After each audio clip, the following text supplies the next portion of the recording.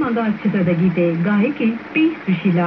ಈ ಗೀತೆಗಾಗಿ ಮೆಸೇಜ್ ಮಾಡಿದ್ದಾರೆ ದೊಡ್ಡಬಳ್ಳಾಪುರ ತಾಲೂಕು ನಾಗದೇನಹಳ್ಳಿಯಿಂದ ಶ್ರೀಧರ್ ಅವರು, ಹಾಗೆ ರಾಜಾಜಿನಗರದಿಂದ ನಾಗರತ್ನ, ರಾಜು, ಪೂಜಾ, ವರ್ಣಿಕಾ ಹಾಗೂ ಇವರ ಮನೆಯವರು.